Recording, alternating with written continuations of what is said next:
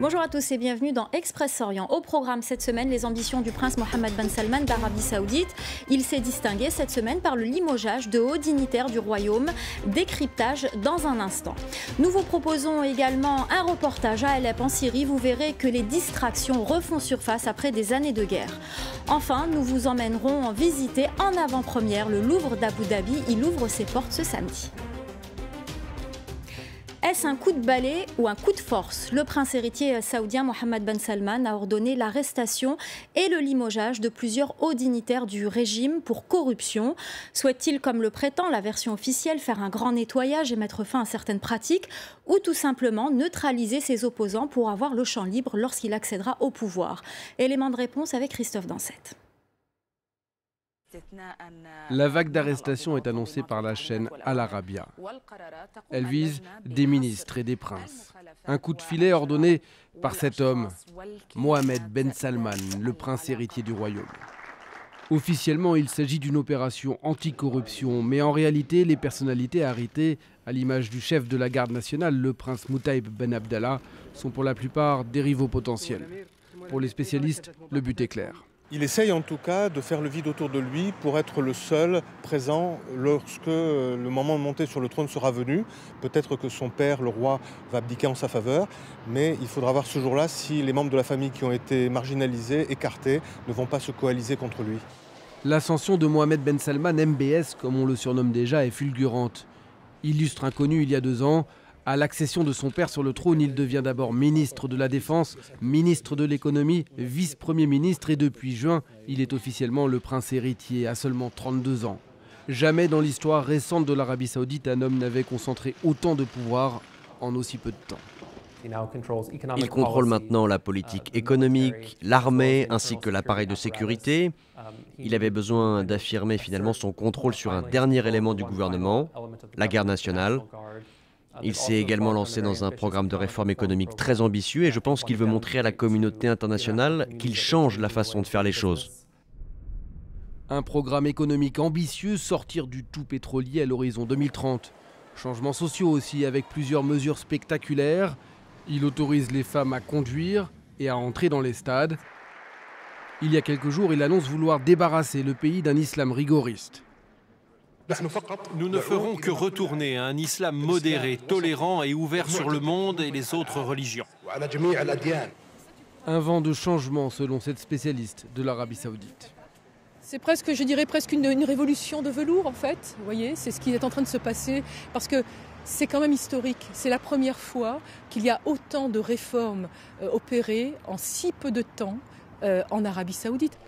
Mais derrière cette image moderne se profile aussi celle d'un faucon extrêmement ferme vis-à-vis de l'Iran et de ses soutiens. C'est lui qui dirige les opérations dans le conflit avec le Yémen, lui aussi qui est en grande partie derrière les tensions avec le Qatar, lui enfin qui reproche au Liban d'avoir déclaré la guerre à l'Arabie Saoudite. On a le sentiment que pour faire passer ces mesures en interne, il renforce ce discours particulièrement dur vis-à-vis de Téhéran, comme si c'était un moyen de souder finalement tous les opposants qui seraient susceptibles de se manifester en interne. Une chose est sûre, l'accession sur le trône de MBS est proche, très proche même, une question de semaines ou de mois. On en vient à cette annonce surprise qui a alimenté les spéculations. Le Premier ministre libanais Saad Hariri a annoncé lundi sa démission depuis l'Arabie Saoudite. Une démission qui était pour certains imposée par Riyad. Le royaume wahhabite a démenti. Le Premier ministre libanais issu de la communauté sunnite a invoqué des menaces sur sa vie, accusant l'Iran chiite et son allié le Hezbollah, déjà pointé du doigt dans l'assassinat de son père Rafiq Hariri en 2005. La ville d'Alep est encore en ruine, mais la vie reprend son cours avec son lot de difficultés et de distractions.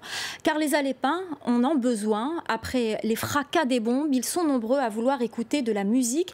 Mais vous allez le voir, même si la fête est au rendez-vous, la reconstruction est encore très lente et les événements organisés sont souvent un prétexte pour diffuser la propagande du régime. Reportage de Franck Genozo.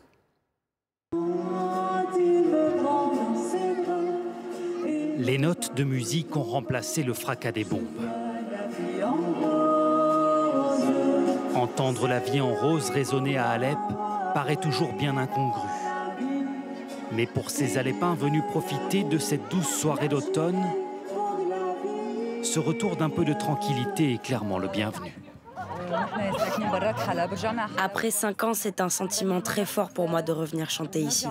Rentrer à Alep, chanter, ramener un peu de joie, tout ça sans être inquiet des bombes qui auparavant tombaient sur la ville.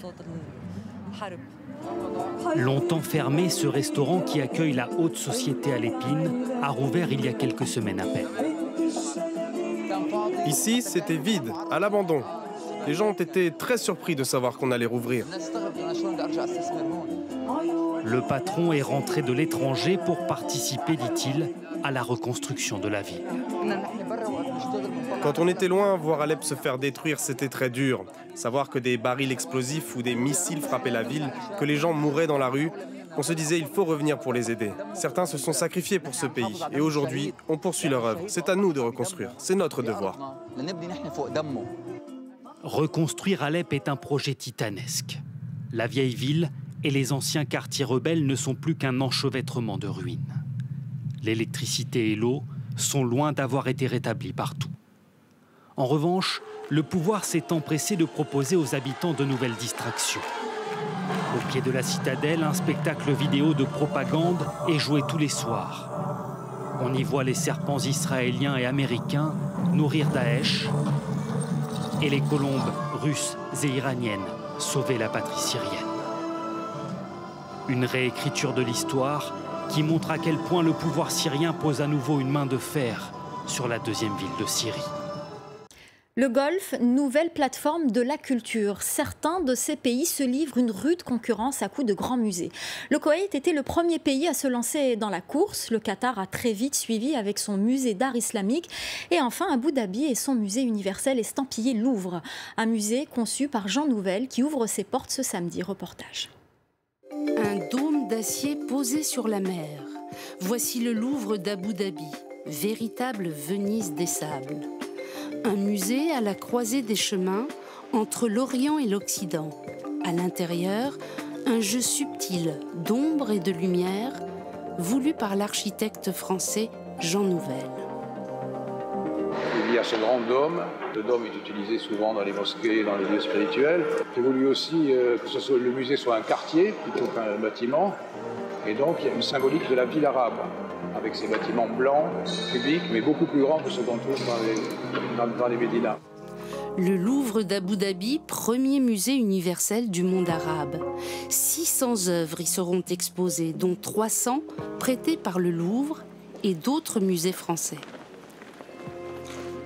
Ce musée, il est fait pour s'ouvrir aux autres, pour comprendre la diversité. Nous vivons dans un monde aujourd'hui avec plusieurs centres multipolaires et ce musée est un moyen de comprendre ce monde multipolaire.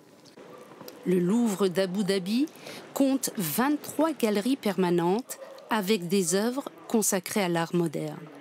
Le musée d'Orsay a prêté l'autoportrait de Vincent van Gogh. Des pièces uniques venant de Jordanie ou d'Arabie Saoudite y seront aussi exposées. Abu Dhabi pourra utiliser pendant 30 ans le label Louvre en échange d'1 milliard d'euros qui serviront à rénover les installations des musées en France. On connaît tous la mode libanaise et ses fameuses robes de princesse. Mais cette tendance semble laisser place à un nouveau style. Une nouvelle génération de stylistes aspire à une révolution vestimentaire. La seconde édition de la Fashion Week de Beyrouth était l'occasion pour nous de rencontrer ces jeunes étudiants et étudiantes qui expriment dans leur création leur envie de liberté. Reportage de Pascal Mourier. Le Liban a toujours aimé la mode. Beyrouth est la porte d'entrée pour toucher la clientèle orientale. La décennie 90 a vu l'émergence de couturiers comme Elie Saab, mais la création peine à se régénérer. Au cœur de Beyrouth, l'université américaine libanaise a donc mis au point un programme spécial pour former les apprentis designers. Il faut commencer à changer la mentalité des gens. Ici, je suis en train de travailler sur une robe pour hommes. Et comme vous voyez, c'est un peu genre robe de princesse. Je veux montrer que l'homme a la liberté d'être comme il veut. Les étudiants n'apprennent pas ici à travailler sur les grands classiques de la mode libanaise, les robes de mariée flamboyantes, mais sur la façon même d'aborder la création. C'est très important pour les jeunes designers d'explorer les identités culturelles, le patrimoine, la situation politique, les attentes des hommes et des femmes concernant la question du genre, les problèmes de drogue et d'alcool, la santé mentale, ce qui signifie le fait d'être un outsider. La mode, pour ces étudiants nés à la fin de la guerre civile, c'est presque une thérapie. C'est une façon de sortir de la réalité, de s'éloigner un peu du monde réel et de s'amuser un peu et de s'enfuir. Et c'est un peu ça la mode pour moi. Dans les coulisses de la Fashion Week, les étudiants se préparent pour les Fashion Awards. Les vêtements de Joya Haddad se veulent l'expression de thèmes que l'on n'aborde jamais en société.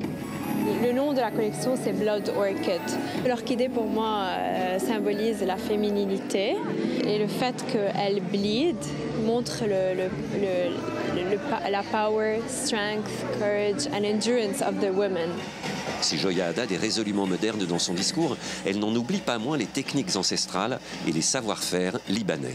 Comme par exemple l'embroidery, les broderies, ou par exemple ça, les perles. Il y a des techniques que les grands couturiers libanais utilisent, mais qui sont plutôt vues sur des robes.